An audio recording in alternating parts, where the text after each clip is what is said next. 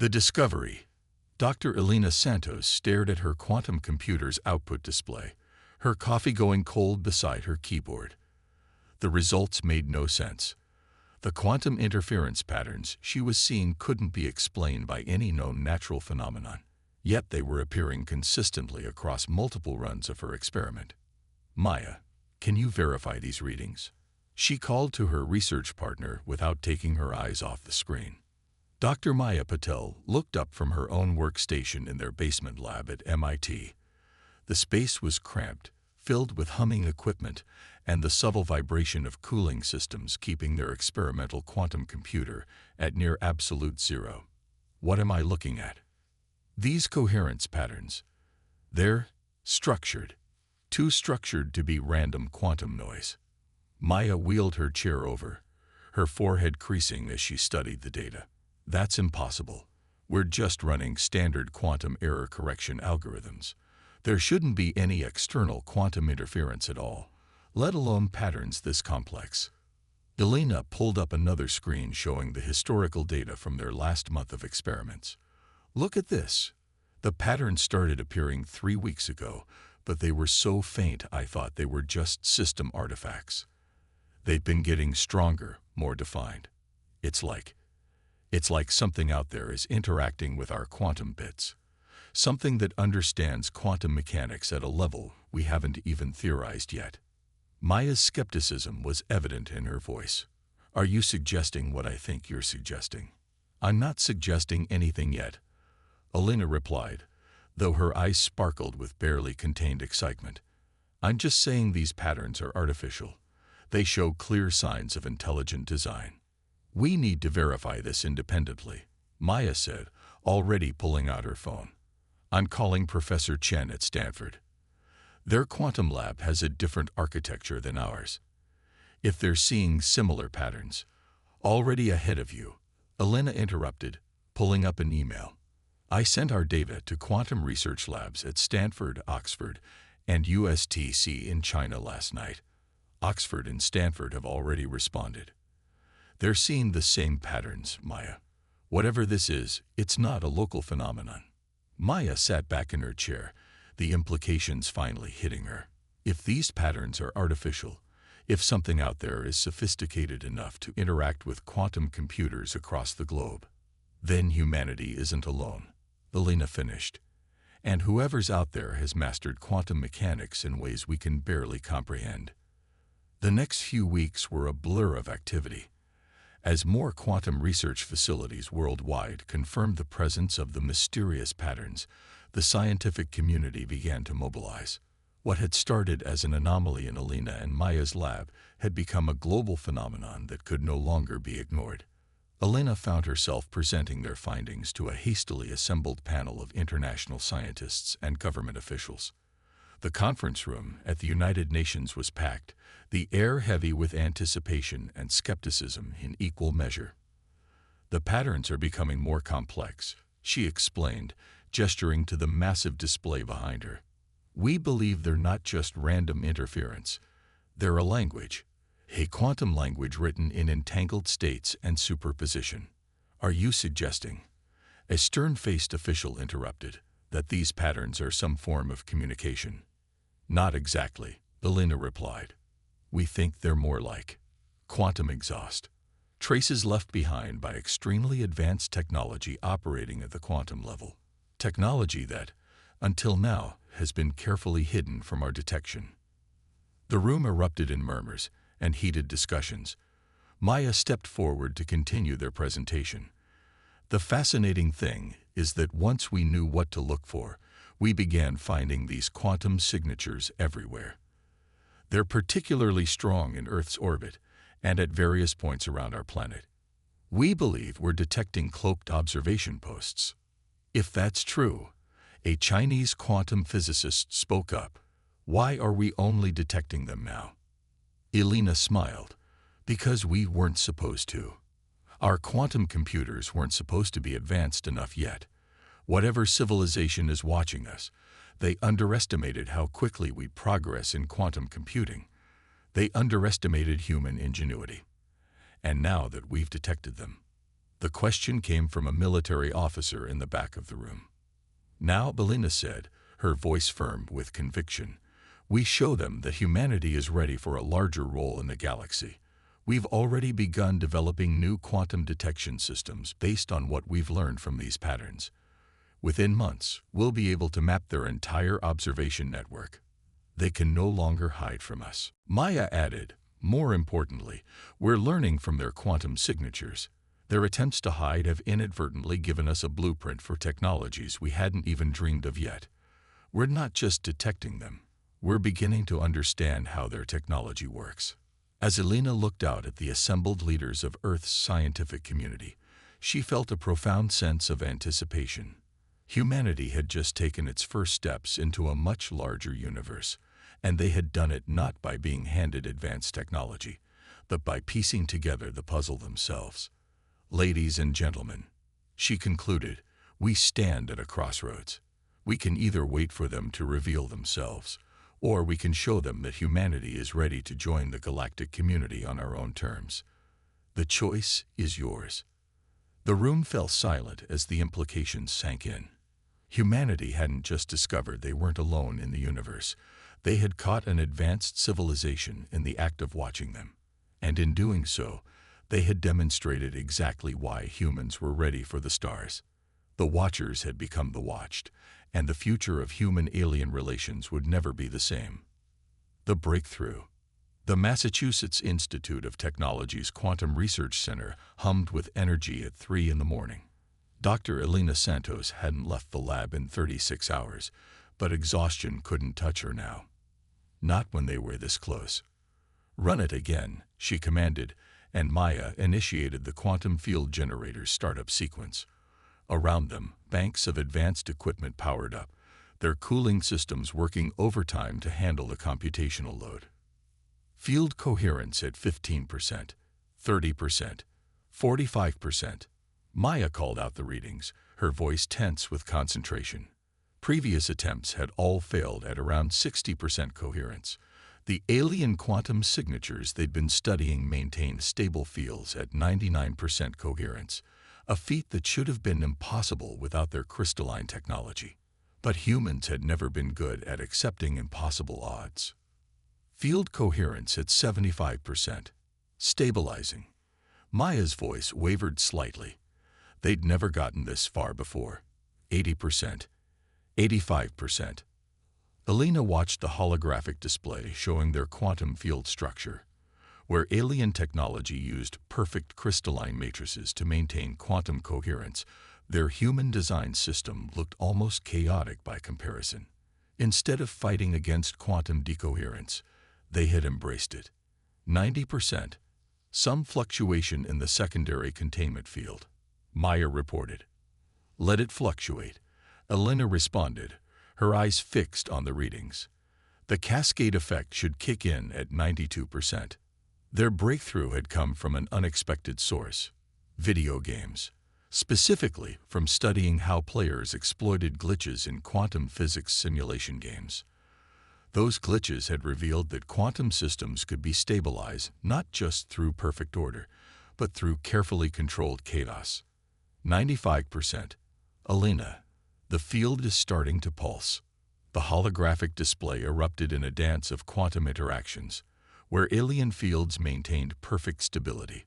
Their human-designed field pulsed with controlled collapse events, each one feeding energy back into the system in a perpetual cascade. Field coherence at 97%, 98%, holding steady at 98.5%. Maya's voice rose in triumph. We did it. Elena allowed herself a small smile. Not quite yet. Initiate the cloak sequence. This was the real test. Generating a stable quantum field was one thing. Using it to bend space and light around an object was another entirely. They'd reversed engineered the principle from studying alien observation posts, but their implementation was purely human. The small metal sphere in the center of their test chamber began to fade from view. Not with the perfect invisibility of alien cloaking technology, but with a subtle ripple effect that was somehow more elegant in its imperfection. Cloaking field stable, Maya confirmed. Power consumption is 30% lower than projected. Elena, we just created the first human quantum cloaking device. And more importantly, Elena added, we did it our way. The next morning, Elena and Maya presented their findings to the International Quantum Research Coalition. The conference room was packed with scientists from every major quantum lab on Earth, along with military observers and government officials. The alien approach to quantum technology focuses on perfect stability, Elena explained, showing comparative diagrams of alien and human quantum fields. They use crystalline matrices that maintain quantum coherence through rigid structure. It's elegant, advanced, and it works beautifully. But it's also incredibly inflexible. She switched to a simulation of their new system. We took a different approach. Instead of fighting quantum decoherence, we use it. Our system creates controlled collapse events in a cascading pattern. Each collapse feeds energy back into the system, creating a self-sustaining field that's actually more energy efficient than the alien version. But less stable, a quantum physicist from Beijing pointed out. Yes and no, Maya stepped in. Our field fluctuates more, but those fluctuations are part of the design. It's like the difference between a rigid bridge and a suspension bridge. One resists movement, the other works with it. Both get you across the river. The implications weren't lost on anyone in the room. Humanity hadn't just replicated alien technology. They'd reimagined it. Where the aliens had spent millennia perfecting their crystalline technology, humans had found a completely different path to the same destination. We've already begun scaling up the technology, Elena continued. Within 6 months, we'll have a prototype spacecraft using our quantum drive system. Within a year, we could have a fleet. And what do we do with this fleet? The question came from a military admiral in the front row. Elena's expression hardened slightly. We use it to demonstrate that humanity deserves a seat at the galactic table, not as students or subordinates, but as equals who have earned their place through innovation and determination. The room erupted in discussion, but Elena wasn't finished. There's something else you need to know. We've detected increased activity from the alien observation posts. They know we've made this breakthrough. They're watching us more closely than ever. Then perhaps, Maya suggested with a slight smile, it's time we give them something worth watching. As the meeting devolved into intense planning sessions, Elena found herself staring out the window at the Boston skyline. Somewhere up there, invisible to the naked eye, but not to their new quantum sensors, alien observers were witnessing humanity's first steps into a new technological age. She wondered what they made of it. This young species that had taken their carefully hidden technology and reimagined it completely. A species that looked at the impossible and saw not a barrier, but a challenge to overcome. The Watchers were about to learn that humanity's greatest strength wasn't in copying what came before, but in finding new paths forward. The galaxy would never be the same. First contact. The bridge of the UES Prometheus hummed with nervous energy as humanity's first quantum drive vessel moved through Earth's orbit. Dr. Elena Santos stood beside Captain Sarah Chen, watching as their sensors mapped the positions of previously invisible alien observation posts. They're moving, Elena noted, studying the quantum signature readings. All their observation posts are shifting position simultaneously. Running scared? Captain Chen asked, though her tone suggested she knew better. Responding, Elena corrected. Look at their formation. They're not retreating. They're coordinating. The alien posts had maintained the same positions for decades, perhaps centuries.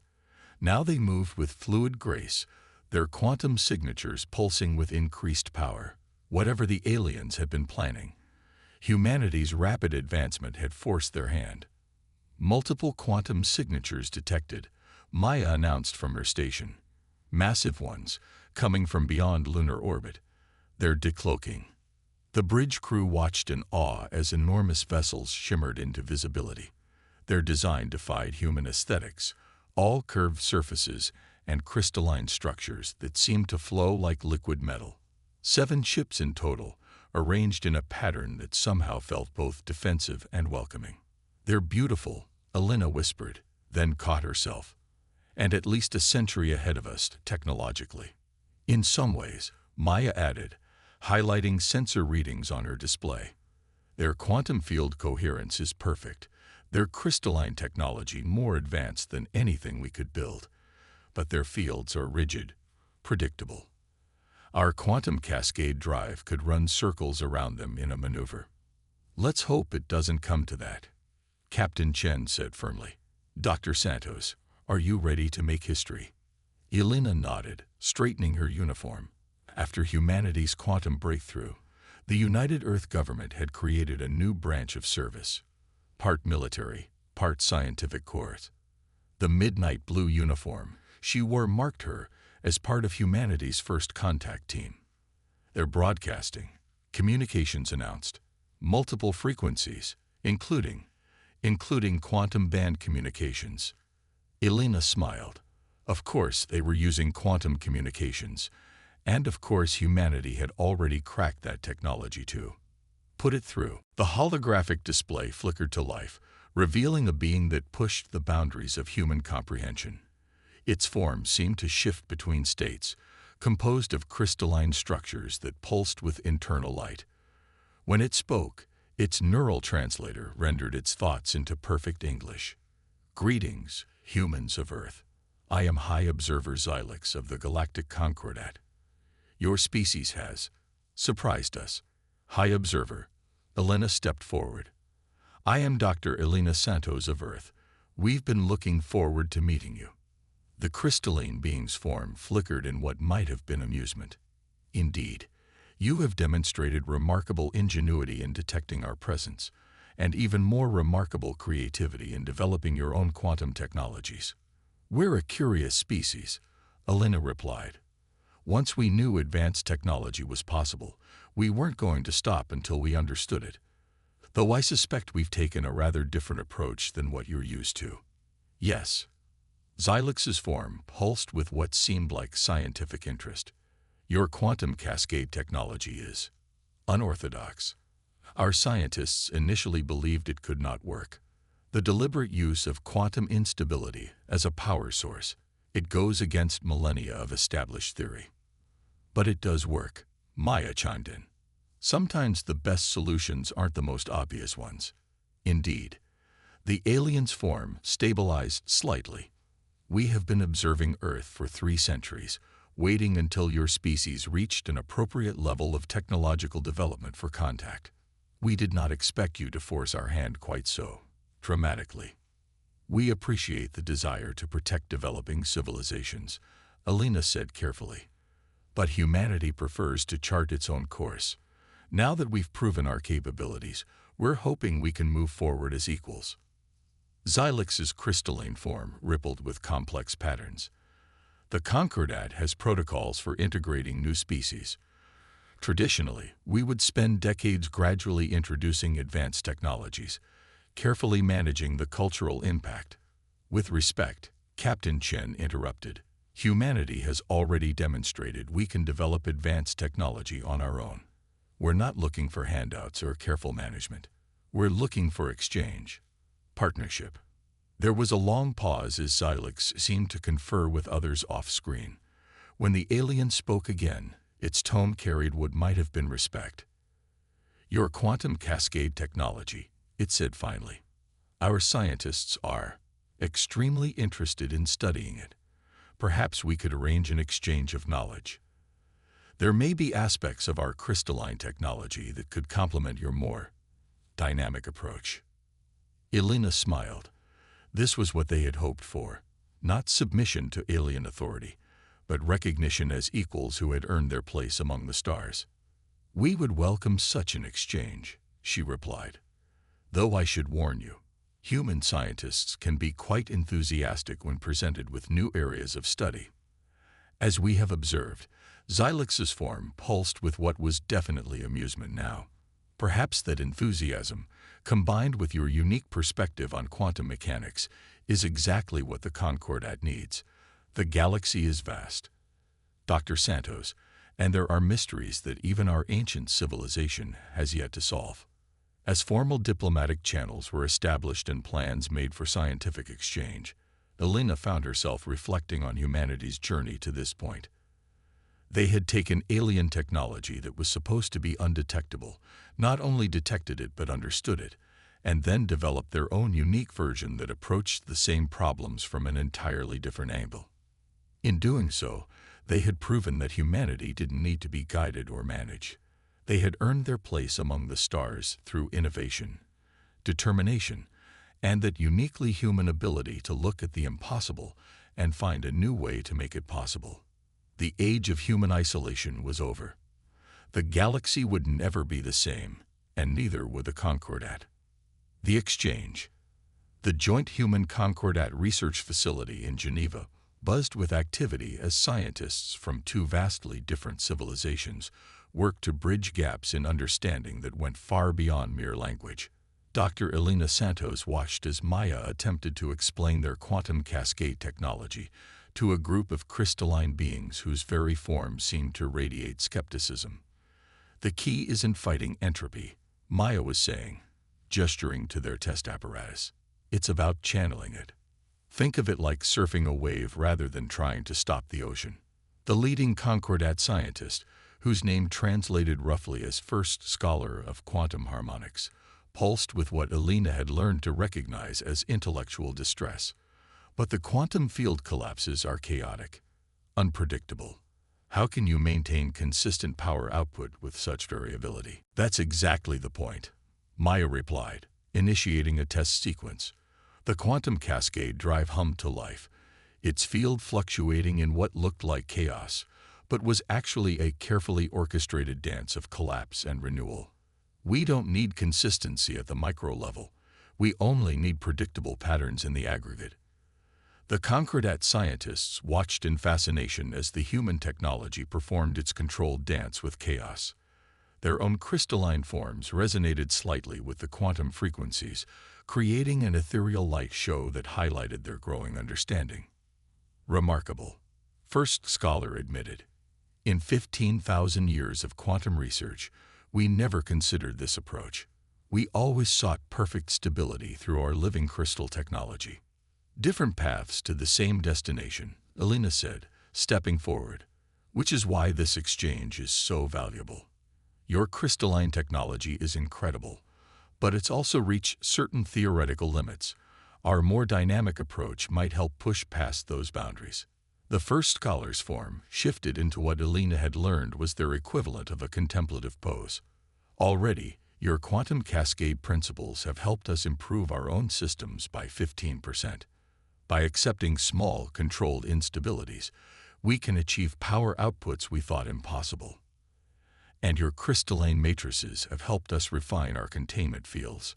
Maya added, we've reduced cascade failures by 60% by incorporating some of your stability principles. But not all the exchanges were going smoothly.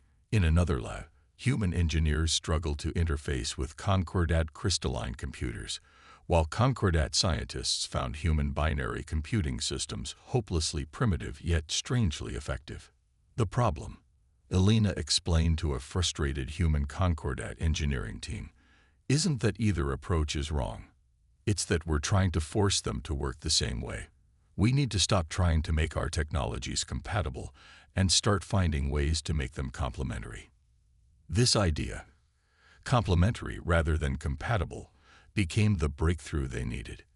Instead of trying to make human technology more like the Concordats, or vice versa, they began developing interface systems that allowed each to work according to its own principles, while still communicating with the other. The results were revolutionary. Human quantum cascade drives, integrated with Concordat crystalline stability matrices, achieved efficiency levels that neither civilization had thought possible. Concordat ships, incorporating human-designed dynamic field generators, gained maneuverability that their rigid systems had never allowed. But perhaps the most significant breakthroughs came from the cultural exchange that accompanied the technological one. Human scientists taught their Concordat counterparts to embrace controlled chaos as a source of innovation, while the Concordat's millennia of experience helped temper human enthusiasm with proven methodology. Your species continues to surprise us, High Observer Zulix commented during a progress review. The alien leader's crystalline form had become a familiar sight in the facility. We expected to be teachers, gradually introducing advanced concepts to a developing civilization. Instead, we find ourselves learning as much as we teach. That's the human way, Alina replied.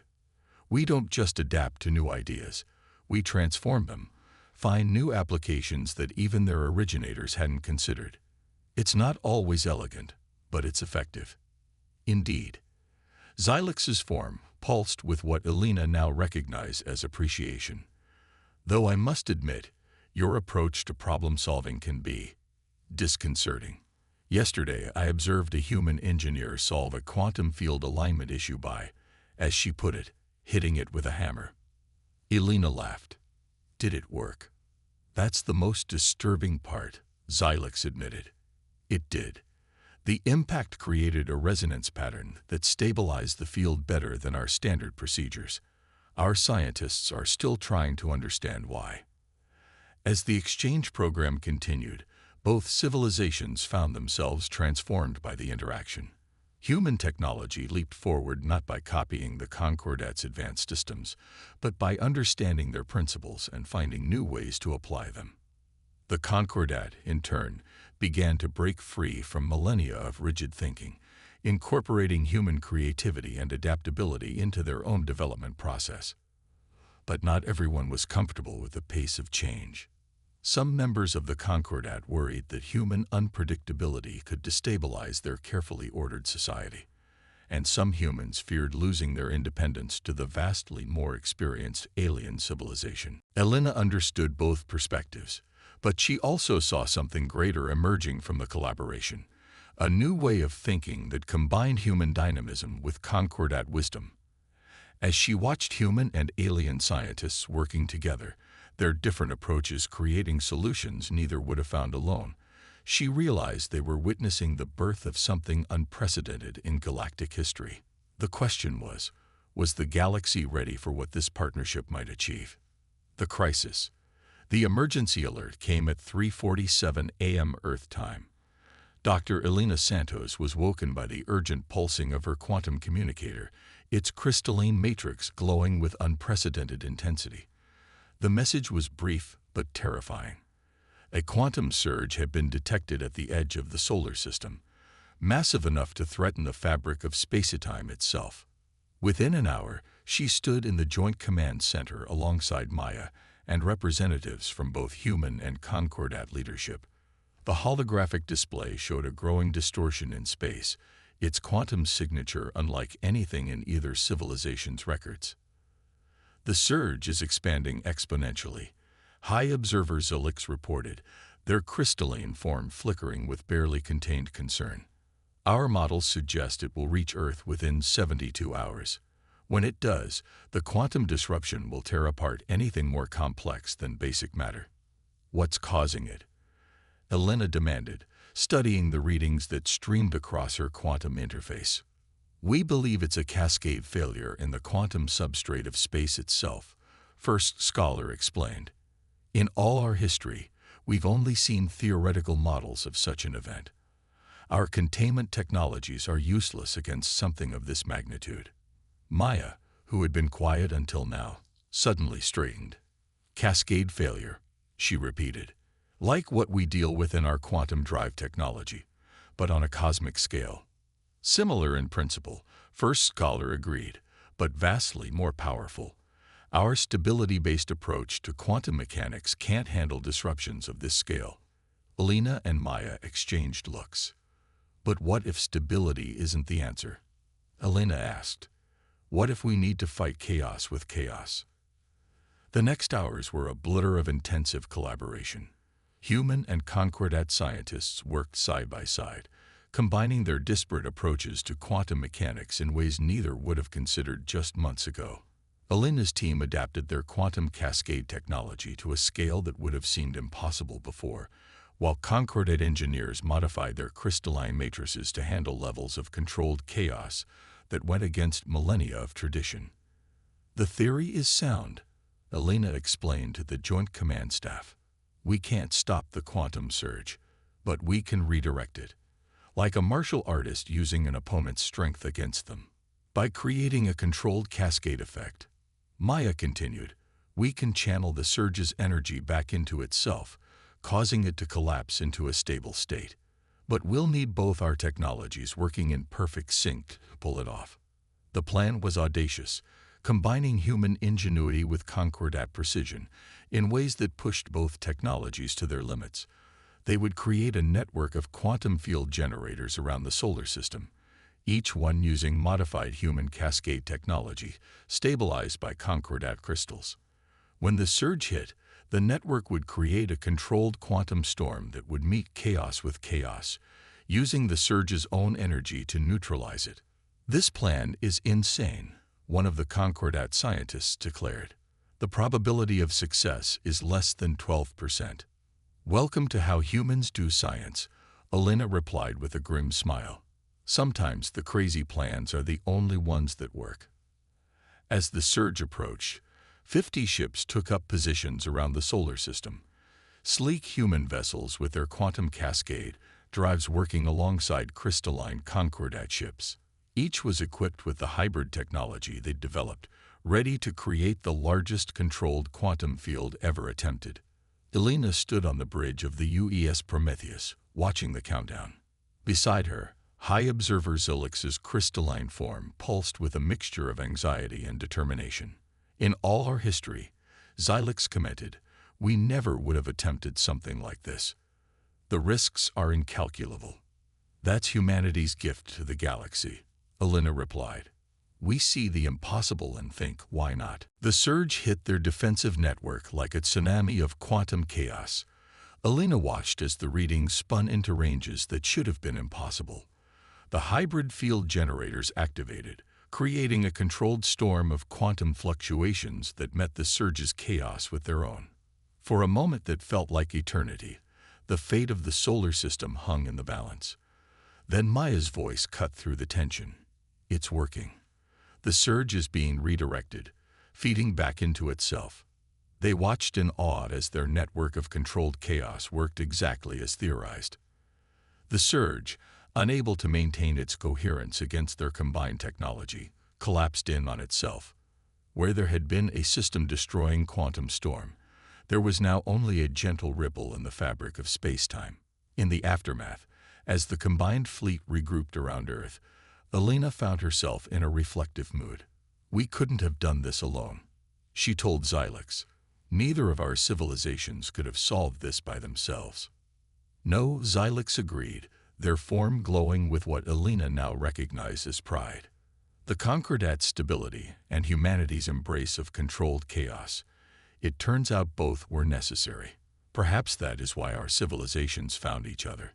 The crisis had proved something that both humans and the concordat needed to understand.